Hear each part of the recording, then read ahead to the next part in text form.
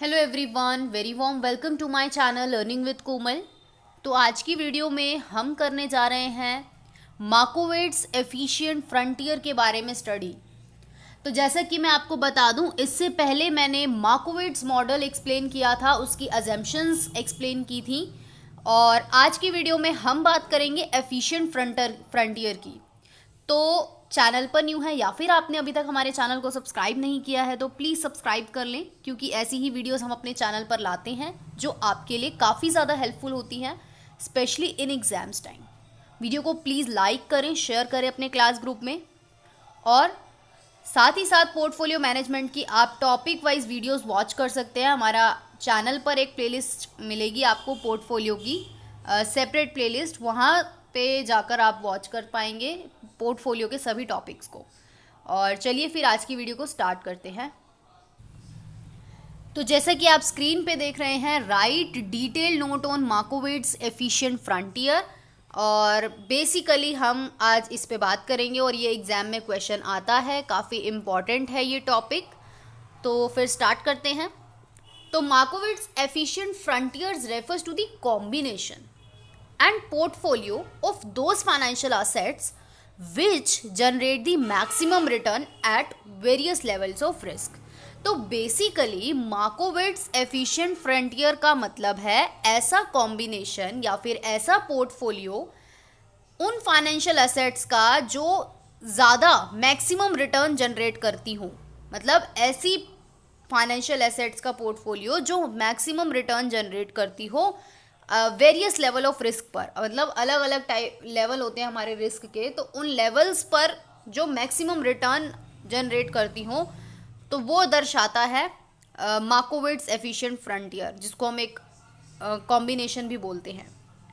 तो ये जो कंसेप्ट है मार्कोवेट्स एफिशिएंट फ्रंटियर का, ये कौन लाया था, किसने इसका लाया था ये? और ये जो लाया था वो लाया था मार्कोवेट्स ने, और 1952 ईयर में लाया था। And a research work was carried on for it for next 20 years. तो ऑब्वियसली आप देख रहे हैं कि रिसर्च वर्क हुआ काफ़ी ज़्यादा, 20 सालों तक इस पर रिसर्च वर्क हुआ और फिर जाके ये कंसेप्ट डेवलप हुआ है। तो Markowitz was awarded the Nobel Prize in the year 1990। तो मार्कोवेट्स को नोबेल प्राइज भी मिला, 1990 में मिला, क्योंकि उन्होंने मार्कोवेट्स एफिशिएंट फ्रंटियर का डेवलपमेंट किया है। और काफ़ी अप्रोचेस जो है उन्होंने डेवलप की हैं मार्कोवेट्स ने।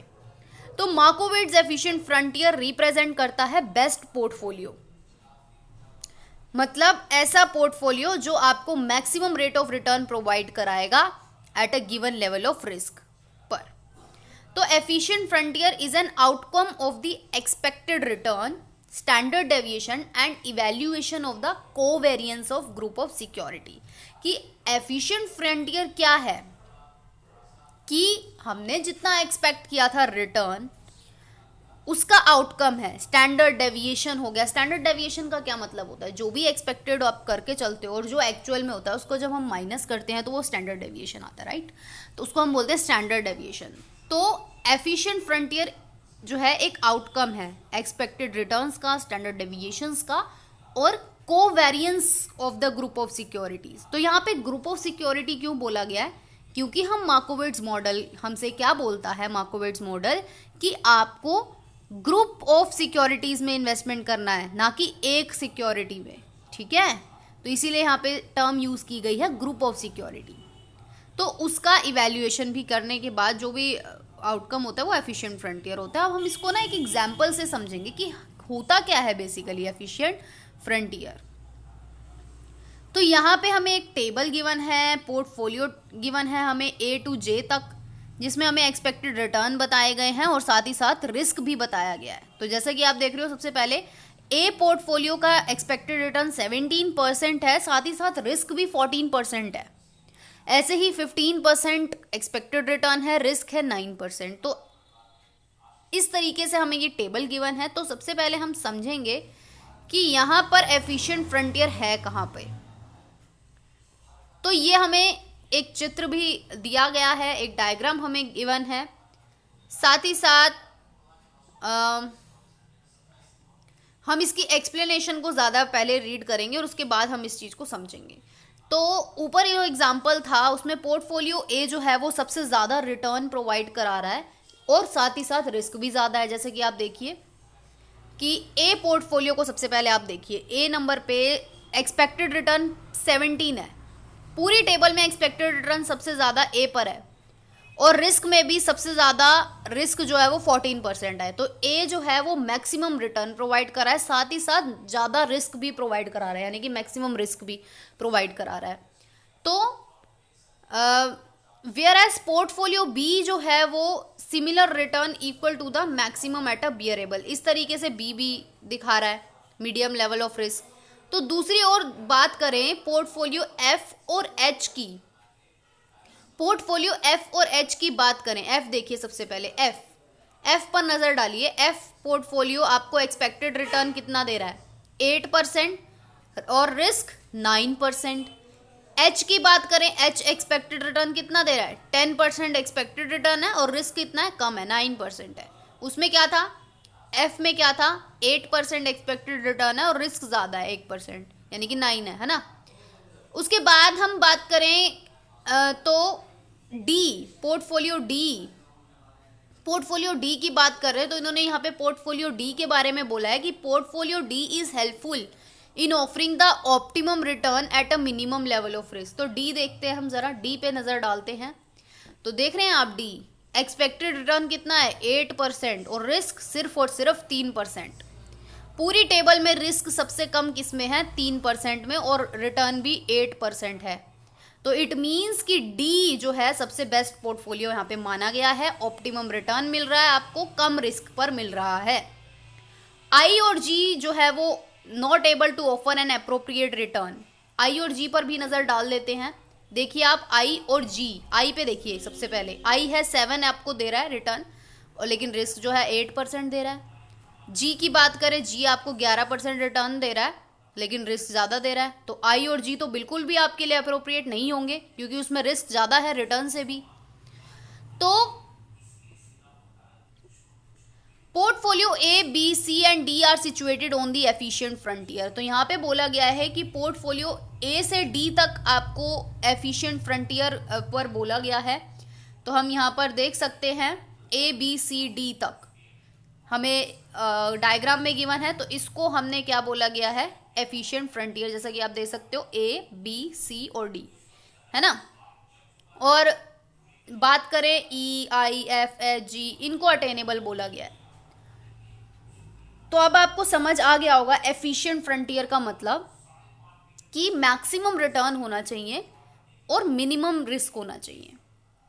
तो investor who want to make an investment decision on the basis of Markowitz efficient frontier should select a portfolio situated on the efficient frontier. कि अगर कोई इन्वेस्टर चाहता है कि वो मार्कोविट्स एफिशिएंट फ्रंटियर के बेस पर डिसीजन लेना चाहता है वो, तो उसको वही पोर्टफोलियो सिलेक्ट करना चाहिए जो एफिशिएंट फ्रंटियर में सिचुएटेड हो, यानी कि जो यहाँ इस डायग्राम में हमें गिवन है एफिशिएंट फ्रंटियर वाला एरिया में हमें गिवन हो। तो ए, बी, सी, डी में से वो कोई भी चूज कर सकता है इन्वेस्टर, और डी सबसे अच्छा माना गया है जैसा कि हमने पढ़ा ही। और any portfolio situation in shaded part is not effective, और कोई भी अगर पोर्टफोलियो शेडेड पार्ट में था जो कि अटेनेबल के था वो इफेक्टिव नहीं होगा। और मार्कोविट्स एफिशिएंट फ्रंटियर क्या रिप्रेजेंट करता है, आइडियल कॉम्बिनेशन ऑफ सिक्योरिटीज को, और इसको हम क्या बोलते हैं, फुल कोवेरियंस मॉडल भी बोलते हैं। और इसकी जो मेन डिसएडवांटेज है, यानी कि इसकी जो कमी है वो क्या है कि मार्कोविट्स model is that the size of portfolio become very large. कि मार्कोविट्स मॉडल में क्या होता है, इसकी एक सबसे बड़ी डिसएडवांटेज है कि आपका पोर्टफोलियो काफ़ी लार्ज हो जाता है, बड़ा हो जाता है, जिसकी वजह से आप उसको मैनेज, एक इन्वेस्टर जो है वो उसको मैनेज करने में थोड़ी कठिनाई आती है, थोड़ी डिफिकल्टीज आती हैं, और which is generally difficult to be analyse. साथ ही साथ अगर आप उसको एनालाइज करोगे, कहने का मतलब है आप ज़्यादा से ज़्यादा सिक्योरिटीज़ में अगर इन्वेस्टमेंट करने की सोचोगे तो आपको ज़्यादा से ज़्यादा एनालिसिस भी करना होगा, जिसमें क्या है, मैनेजमेंट में भी दिक्कत, कॉस्ट भी ज़्यादा आएगी, आपकी टाइम भी ज़्यादा लगेगा, है ना। तो इसकी ये सबसे बड़ी डिसएडवांटेज है। आपने सुना होगा 10 to 15 सिक्योरिटीज़ सिलेक्ट की जानी चाहिए अगर आपको एक बेस्ट पोर्टफोलियो तैयार करना है। तो जिसमें हम डाइवर्सिफिकेशन हमने पढ़ा था। तो हमने क्या पढ़ा था, डाइवर्सिफिकेशन का क्या मतलब होता है कि अलग अलग टाइप की सिक्योरिटी में आप इन्वेस्ट करो, अपने फंड को एक ही जगह पे मत लगाओ। तो डाइवर्सिफिकेशन को जब आप यूज़ करते हो तो आप 10 to 15 सिक्योरिटीज सिलेक्ट कर सकते हो। 10 to 15 सिक्योरिटीज़ के बीच में आप अपना पोर्टफोलियो रेडी कर सकते हो, कंस्ट्रक्ट कर सकते हो, तो वो आपके लिए एफिशिएंट होगा। अब हम बात करेंगे इसकी लिमिटेशंस की, कि एफिशिएंट फ्रंटियर की क्या लिमिटेशंस हैं, क्या इसकी कमियां हैं। तो पहली मेन लिमिटेशन है कि इसका साइज़, पोर्टफोलियो का साइज़ जो है वो बहुत बड़ा हो जाता है, और ये सभी इन्वेस्टर के लिए पॉसिबल नहीं है इसको समझना और साथ ही साथ इसको मैनेज करना। तो ये इसकी सबसे बड़ी क्या है, खामी है, कमी है। नंबर 2 हम बात करें तो एफिशिएंट फ्रंटियर जो है वो अजम्पशंस पर बेस्ड होता है। इससे पहले हमने अजम्पशंस पढ़ी थी, 15 अजम्पशंस हमने पढ़ी थी, आपको याद होगा। तो एफिशिएंट फ्रंटियर जो है वो भी अजम्पशन पर बेस होता है, that the rate of return in investment follow the normal distribution but it is not so in reality. तो एफिशिएंट फ्रंटियर इस अजम्पशन पर बेस होता है कि जो रिटर्न, रेट ऑफ रिटर्न है ना, वो नॉर्मल डिस्ट्रीब्यूशन को फॉलो करता है, बल्कि ऐसा रियलिटी में नहीं होता। तो ये भी इसकी क्या है, सबसे बड़ी कमी है, क्योंकि ये अजम्पशन पर बेस्ड है। Third, according to the efficient frontier के अनुसार every investor is rational who take the decision after complete analysis. कि एफिशिएंट फ्रंटियर के अनुसार जितने भी इन्वेस्टर हैं वो क्या है, रैशनल है। वो अपना जो है मैक्सिमम रिटर्न चाहते हैं, मिनिमम रिस्क पर चाहते हैं, तो बेसिकली रैशनल है वो, लॉजिकल थिंकिंग रखते हैं वो, और वो जो डिसीजन लेते हैं बिल्कुल अच्छी तरीके से विश्लेषण करने के बाद लेते हैं, सोचने के बाद लेते हैं। But there are a number of such investor in the real world who only follow the market prices. लेकिन ऐसे काफ़ी सारे इन्वेस्टर्स भी हैं रियल वर्ल्ड में जो सिर्फ और सिर्फ मार्केट प्राइस को फॉलो करते हैं। Real world who only follow the market prices which can not be done by the rational investor, और जो कि ऐसा जो है रेशनल इन्वेस्टर नहीं करते। तो ये भी क्या है, इसकी एक लिमिटेशन है। फोर्थ है, efficient frontier ignore the transactional cost. आपने पढ़ा होगा एजम्पशन में ट्रांजैक्शन कोस्ट को ये इग्नोर करता है, टैक्स को भी इग्नोर करता है, मीनिंगलेस बताता है। तो ये भी इसकी क्या है, लिमिटेशन है। फिफ्थ इसका लिमिटेशन है, under the efficient frontier an ordinary investor require the consultation from a portfolio manager for making investment. की एफिशिएंट फ्रंटियर में जो एक साधारण इन्वेस्टर है उसको एक पोर्टफोलियो मैनेजर की ज़रूरत पड़ती है, उसकी कंसल्टेशन की ज़रूरत पड़ती ही है, जिससे कि क्या होता है, उस इन्वेस्टर की क्या हो जाती है, कॉस्ट बढ़ जाती है। क्यों? क्योंकि वो कंसल्टेशन ले रहा है। कंसल्टेशन किस रिगार्डिंग ले रहा है, इन्वेस्टमेंट के रिगार्डिंग ले रहा है, तो ऑब्वियसली उसको फ़ी पे करनी होगी, है ना। तो इससे क्या हो गया, आपकी इन्वेस्टमेंट की कॉस्ट बढ़ गई, क्योंकि आपने उससे कंसल्टेशन भी तो इन्वेस्टमेंट के लिए लिया ना। So that's why. Sixth point, analysis made for portfolio construction under it is based on a single duration. कि जो भी हम पोर्टफोलियो कंस्ट्रक्शन के लिए एनालिसिस करते हैं वो एक सिंगल ड्यूरेशन पर बेस्ड होता है, लेकिन it is essential to undertake the analysis function from time to time. लेकिन ये बहुत ज़रूरी होता है कि हमें एनालिसिस करना है, टाइम टू टाइम करना है, ताकि हमारा पोर्टफोलियो जो है वो बेटर परफॉर्मेंस दे सके। इसलिए एनालिसिस आपको टाइम टू टाइम करना होगा। तो अब टाइम टू टाइम आपको देखना पड़ेगा, ये भी क्या होगी, एक तरीके से लिमिटेशन होगी, क्योंकि है ना। उसके बाद हमारा लास्ट पॉइंट आता है, it is assume under the efficient frontier that an investor can buy unlimited volume of debentures at riskless rate, but such an investment will be able to offer a return in very limited volume। तो यहाँ पे एक बात बोली गई है कि efficient frontier में ये अज्यूम किया जाता है कि इन्वेस्टर सिर्फ और सिर्फ यहाँ पे बोला गया investor can buy unlimited debentures, कि इन्वेस्टर जो है वो अनलिमिटेड डिबेंचर्स वो बाय कर सकता है, खरीद सकता है रिस्कलेस रेट्स पर, जिसमें रिस्क कम हो। लेकिन जो ऐसी इन्वेस्टमेंट होती है वो सिर्फ और सिर्फ आपको एक limited volume of return he offer कर पाती है। तो रेट ऑफ रिटर्न क्या होता है, विल बी नेग्लिजिबल। तो यहाँ पे इस रेट ऑफ रिटर्न को क्या किया जाता है, एक तरीके से नेग्लेक्ट किया जाता है।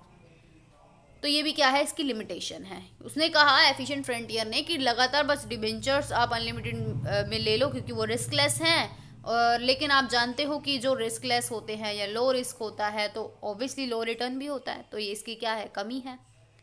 तो ये थे हमारे मार्कोवेट्स एफिशिएंट फ्रंटियर के बारे में लिमिटेशन, साथ ही साथ हमने इसका सब मीनिंग अच्छे से क्लियर कर लिया है। और वीडियो को लाइक करें, शेयर करें क्लास ग्रुप में, और थैंक यू सो मच।